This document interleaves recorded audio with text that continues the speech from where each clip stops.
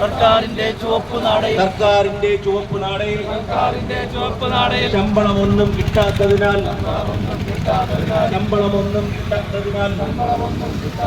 കോഴിക്കോട് കോടഞ്ചേരി നിങ്ങൾ ഈ ഗവൺമെന്റിന് വിടുപണി ചെയ്തുകൊണ്ട് കാലം കഴിക്കാൻ നോക്കുന്നവരാണ്. ഒരു ടീച്ചർമാർക്കും വേണ്ടി അധ്യാപകർക്ക് വേണ്ടി നിൽക്കുന്ന സംഘടനയല്ല. ആത്മഹത്യയിലേക്ക് നയിക്കപ്പെട്ടതാണ് നമ്മുടെ പ്രിയപ്പെട്ട അലീന ടീച്ചർ. ആത്മഹത്യ ഒന്നിനും ഒരു പരിഹാരമല്ല എന്ന് നമുക്കറിയാം.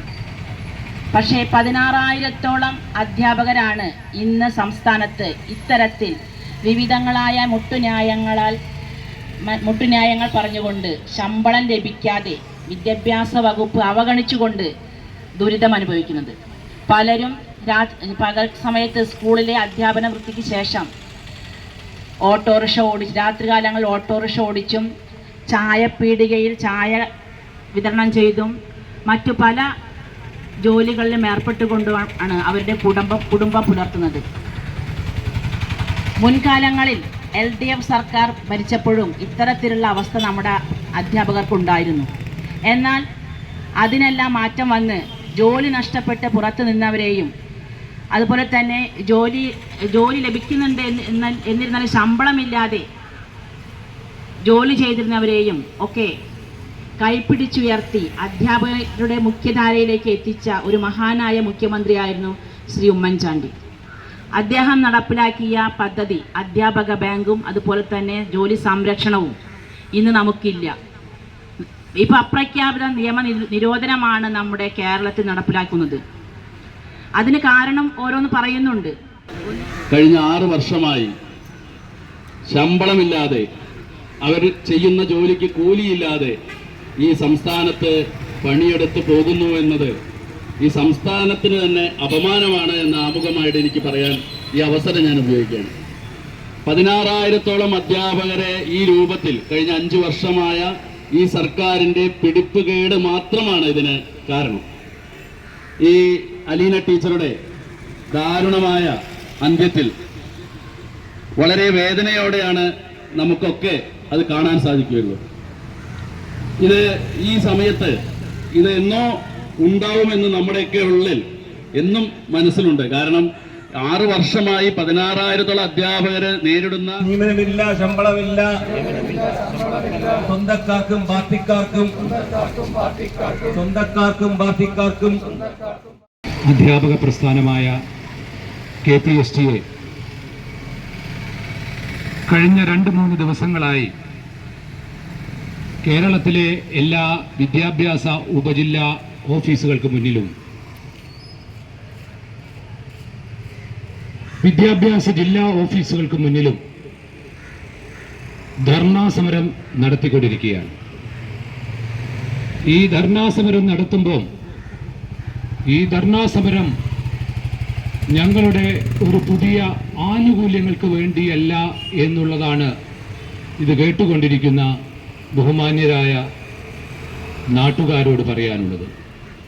ഞങ്ങൾക്ക് കിട്ടാനുള്ള DAക്ക് വേണ്ടിയല്ല ഈ സമരം, മറിച്ച് സാക്ഷര കേരളം കണ്ട ലജ്ജാവഹമായ ഈ കേരളത്തിലെ അഭ്യസ്തവിദ്യരായ സാധാരണക്കാരായ ആളുകൾ മുഴുവൻ തലതാഴ്ത്തേണ്ടി വന്ന ഒരു ദാരുണമായ സംഭവം കേരളത്തിലെ ജനാധിപത്യ വിശ്വാസികൾക്ക് മുന്നിൽ അവതരിപ്പിക്കാൻ വേണ്ടിയിട്ടാണ് KPST എന്ന മഹാപ്രസ്ഥാനം ഇതുപോലുള്ള ധർണാ സമരങ്ങൾ സംഘടിപ്പിക്കുന്നത്.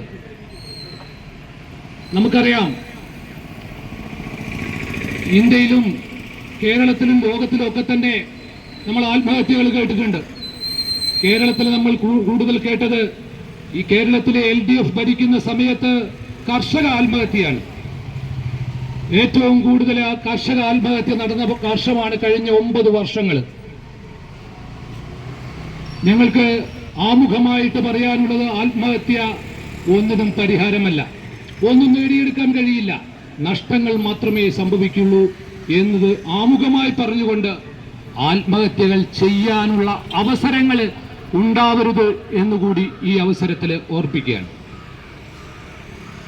കഴിഞ്ഞ ആഴ്ചത്തെ പത്രം കണ്ടപ്പോൾ കേരള ജനത നേരത്തെ പറഞ്ഞതുപോലെ ലജ്ജിച്ച് തലതാഴ്ത്തേണ്ട അവസ്ഥ വന്നു. കർഷകനല്ല ആത്മഹത്യ ചെയ്തത്, നിസ്സാരവൽക്കരിക്കുന്നില്ല. കേരളത്തിലെ കുട്ടികൾക്ക്, വിദ്യാർത്ഥികൾക്ക് അക്ഷരം പകർന്നു നൽകിയ ഒരു യുവ അധ്യാപിക ആത്മഹത്യ ചെയ്തിരിക്കുന്നു. അത് ആത്മഹത്യ ചെയ്തിരിക്കുന്നത് അവരുടെ വ്യക്തിപരമായ ആവശ്യങ്ങൾ കൊണ്ടല്ല, അവരുടെ കുടുംബ പ്രശ്നങ്ങൾ കൊണ്ടല്ല ആത്മഹത്യ ചെയ്തത്. മറിച്ച് താൻ ജോലി ചെയ്ത സ്കൂളിൽ 6 വർഷം ജോലി ചെയ്തിട്ടും ഒരു നയാ പൈസ പോലും ശമ്പളമായി ലഭിക്കാതെ അവരുടെ ജീവിതം മുന്നോട്ട് കൊണ്ടുപോകാൻ കഴിയാത്ത രീതിയിൽ പ്രയാസപ്പെട്ട് മുന്നോട്ട് പോകുമ്പോൾ അതിൽ നീരസം പൂണ്ട് ലജ്ജാവതിയായി നാട്ടുകാരിൽ നിന്നും പരിഹാസ കഥാപാത്രമായി മുന്നോട്ട് നീങ്ങുമ്പോൾ അരുതാത്തത് അവർ ചെയ്തു. ആ ചെയ്തതിന് ഉത്തരവാദി അവരല്ല, മറിച്ച് കേരളം ഭരിക്കുന്ന LDF ഗവൺമെന്റ് ആണെന്ന് ഉള്ളത് കേരളത്തിലെ സാക്ഷര കേരളത്തിലെ ജനങ്ങളെ ബോധ്യപ്പെടുത്തി കൊടുക്കാനാണ് പാഠ്യപ്രവർത്തനങ്ങളിൽ പങ്കാളികളാകുന്ന വിദ്യാഭ്യാസ പ്രവർത്തകരായ ഞങ്ങൾ നിങ്ങളുടെ മുന്നിൽ നിൽക്കുന്നത്. ലജ്ജാവഹമായ കാര്യമാണ്, അരുതാത്തതാണ്. അവരെ ആത്മഹത്യ ചെയ്തത് 6 വർഷം അവര് ജോലി ചെയ്ത് 2 വർഷം മാറ്റി നിർത്തിക്കഴിഞ്ഞാൽ 4 വർഷം അവര് കൃത്യമായി രാജി, മരണം, അതുപോലെ തന്നെ റിട്ടയർമെന്റ്, ഈ 3 ഒഴിവുകളിൽ ശമ്പളം കൊടുക്കാം, അപ്രൂവൽ കൊടുക്കാം എന്നുള്ള നിലവിലുള്ള നിയമം പാലിക്കാൻ ആ കോടഞ്ചേരി വിദ്യാഭ്യാസ ഉപജില്ലാ ഓഫീസർക്ക് കഴിഞ്ഞില്ല എന്നുള്ളതാണ് കാരണം. മറിച്ച് ആത്മഹത്യ ചെയ്ത് കോഴിക്കോട് മെഡിക്കൽ കോളേജ് മോർച്ചറിയിൽ അവർ ഒരു ദിവസം കിടക്കുമ്പോൾ, പോസ്റ്റ്മോർട്ടം കഴിഞ്ഞ് അവർ ദിവസം കിടക്കുമ്പോൾ നമ്മൾ മനസ്സിലാക്കേണ്ട കാര്യം, പിറ്റേന്ന് രാവിലെ നേരം പുലർന്നപ്പോൾ ഈ അലീന ബെന്നി എന്ന് പറയുന്ന ടീച്ചറുടെ ജൂനിയറായ ടീച്ചർക്ക് അപ്രൂവൽ കൊടുത്തിട്ടുണ്ടെങ്കിൽ, അതേ വിദ്യാഭ്യാസ ഉപജില്ലാ ഓഫീസർ അപ്രൂവൽ കൊടുത്തിട്ടുണ്ടെങ്കിൽ ഈ ടീച്ചറുടെ മരണത്തിന് ആരാണ് ഉത്തരവാദി? ടീച്ചറാണോ?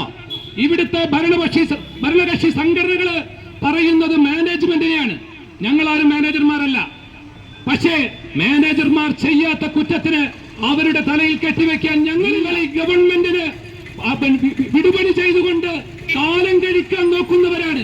ഒരു ടീച്ചർമാർക്കും വേണ്ടി, അധ്യാപകർക്ക് വേണ്ടി നിൽക്കുന്ന സംഘടനയല്ല. ഗവൺമെന്റിനെ താങ്ങി നിർത്തുക എന്നൊരൊറ്റ ലക്ഷ്യത്തോടുകൂടി മുന്നോട്ട് പോകുന്ന സംഘടനയുടെ പേരാണ് KSTEയും NGO അസോസിയേഷനും.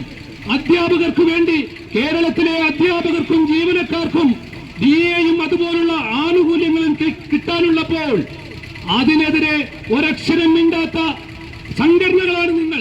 നിയമന അംഗീകാരം ലഭിക്കാതെ ആത്മഹത്യ ചെയ്ത ഒരു അധ്യാപികയോട് പിന്തുണ പ്രഖ്യാപിച്ചുകൊണ്ട് സർക്കാരിന്റെ കണ്ണു തുറപ്പിക്കുന്നതിന് വേണ്ടിയാണ് KPSTയുടെ നേതൃത്വത്തിൽ ഇന്ന് ഈ പ്രതിഷേധ സംഗമം സംഘടിപ്പിച്ചിട്ടുള്ളത്. സംസ്ഥാനത്തൊട്ടൊക്കെ സബ് ജില്ലകളിൽ ഈ വിഷയം ഉന്നയിച്ചുകൊണ്ട് KPST ശക്തമായ സമരപരിപാടികൾ നടത്തുകയുണ്ടായി. ഇനിയും കണ്ണു തുറക്കാത്ത സംസ്ഥാന സർക്കാരിന്റെ വിദ്യാഭ്യാസ വകുപ്പിന്റെ നിലപാടിനെതിരെയാണ് സംസ്ഥാനത്തെ എല്ലാ വിദ്യാഭ്യാസ ജില്ലാ കേന്ദ്രങ്ങളിലും KPST ശക്തമായ സമരവുമായി മുന്നോട്ട് പോയി.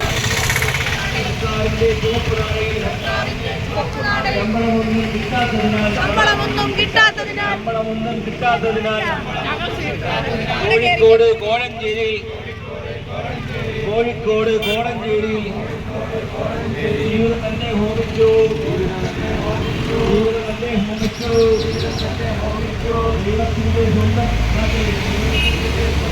ദൈവത്തിന്റെ സ്വന്തം